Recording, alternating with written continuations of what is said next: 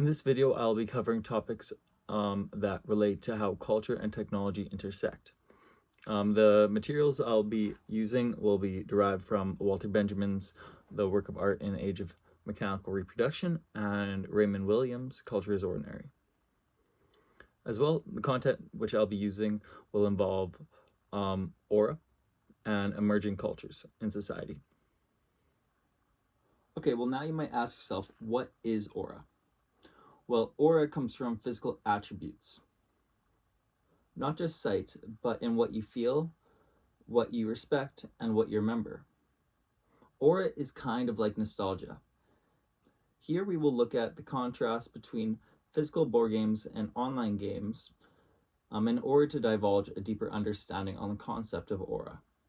Regarding physical board games, aura might come from the sound of the dice, the group's presence, or even setting up the table.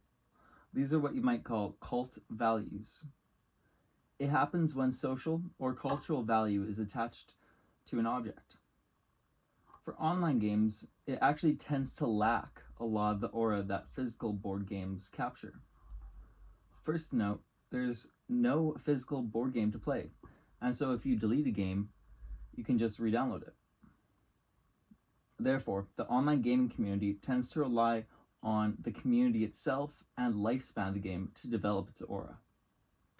Well, now let's take a look at both these communities in regards to culture. As much as there's a loss of aura when comparing these two communities, as you see, the board game community has more aura and the online game community has less.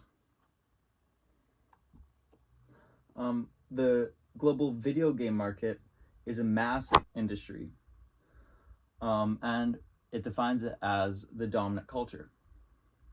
Whereas the global board game market is a modest industry, which is the accompanying residual, as you can see, the residual culture. Due to this relationship between the dominant and residual and their auras, there is now an emerging hybrid culture formed, which is the online board game market. And you might have thought at one point that online gaming might have pushed board games to become obsolete. And whereas that does make sense, it is not a factor. And this can be explained due to the presence of the aura that's within the board game community is a lot higher than that of the online community.